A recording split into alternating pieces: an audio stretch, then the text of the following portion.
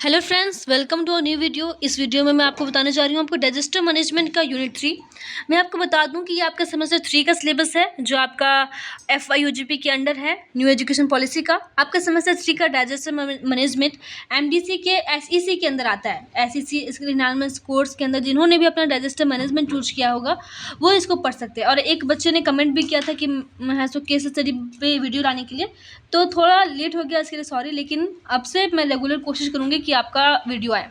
बहुत अच्छे से समझिएगा, मैं इसलिए क्वेश्चन में बताऊँगी सारी चीज़ों को बहुत ही डिटेल में, और सारे इंपॉर्टेंट पॉइंट्स आपको बताने जा रही हूँ, जो कि आप एग्जाम में अच्छे से लिख भी सकते हो और उससे ऑब्जेक्टिव क्वेश्चन भी आपके बनेंगे, क्योंकि बहुत सारे डेटा इसके अंदर जो है सो नोट्स के अंदर दिया हुआ है। ठीक है, तो चलिए शुरू करते हैं।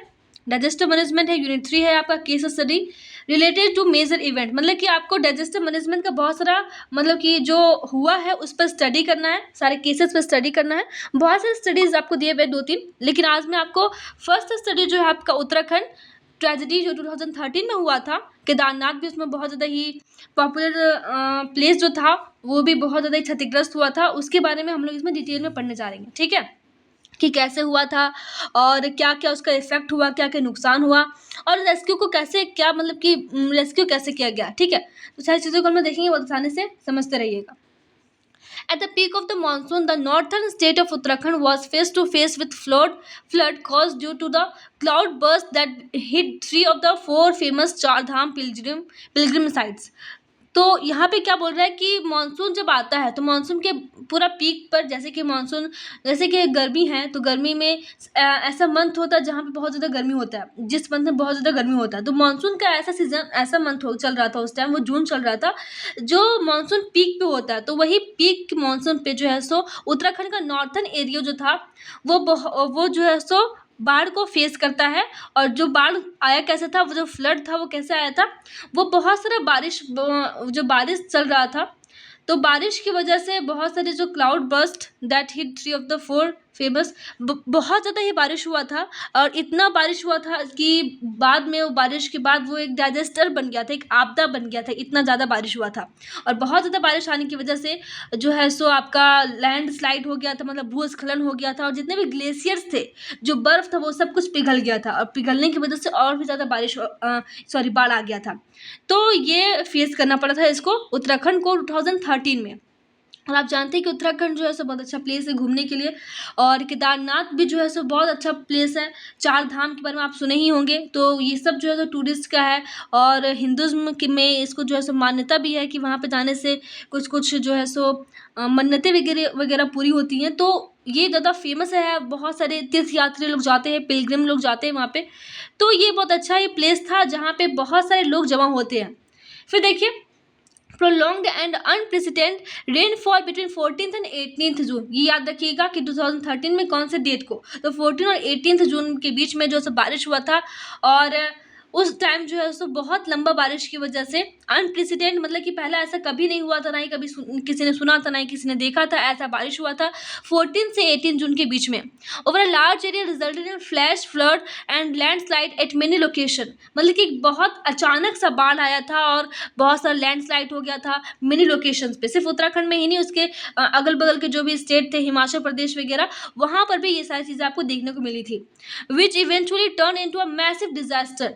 और ये जो है सो इतना बड़ा हो गया था, जो कि बाद में एक आपदा का रूप ले लेता है, बहुत सारे लोग की जान चली जाती है, बहुत सारे लोगों का घर उजड़ जाता है, और जो है सो बहुत सारे लोग मिसिंग भी हो जाते हैं, खो जाते हैं, जो अभी तक नहीं मिले, ना ही उनका लाश मिला, डेथ बॉडी मिला, ना ही जिंदा बॉडी मिला, वो अभी तक मिसिंग है।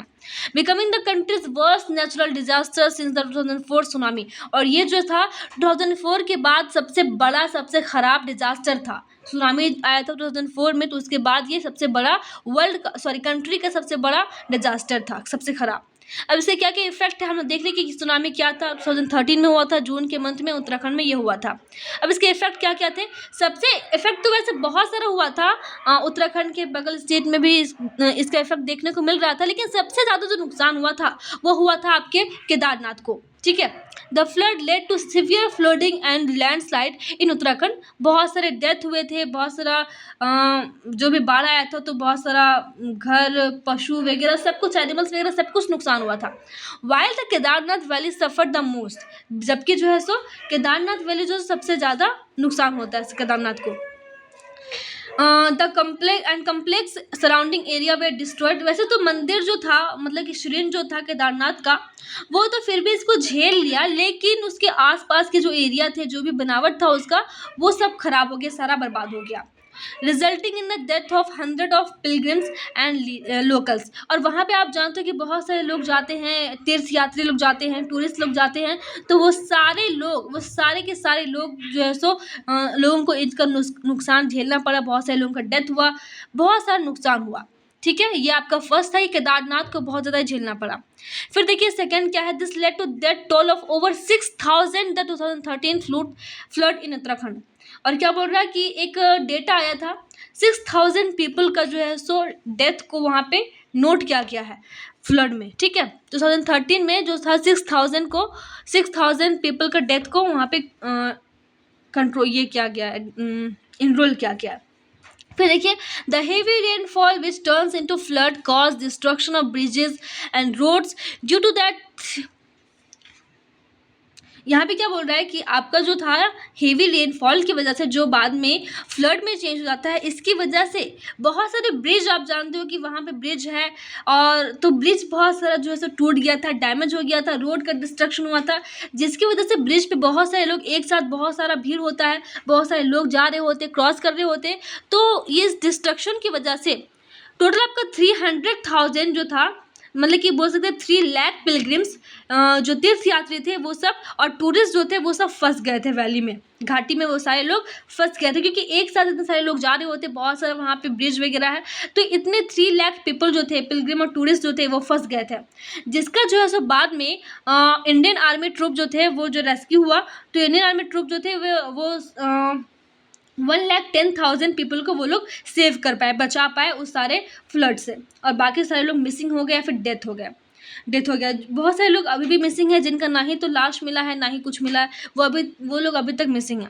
Landslides are the main cause of these fatalities, और इस घातक का परिणाम सबसे ज़्यादा हुआ लैंडस्लाइड। बहुत सारा जो है सो भूस्खलन देखने को मिला उत्तराखंड में, ये सारे इफेक्ट थे जो आपको देखने को मिला, और भी बहुत सारे इफेक्ट हो सकते हैं, बहुत सारे लोग मारे गए, बहुत सारा घर उजड़ गया, पशु लोग को नुकसान हुआ, फसल जितना रोपा हुआ था सब खराब हो गया, ये सारे आपके इफेक्ट होते, लेकिन मेजर इफेक्ट जो था वो मैंने यहाँ बताया है।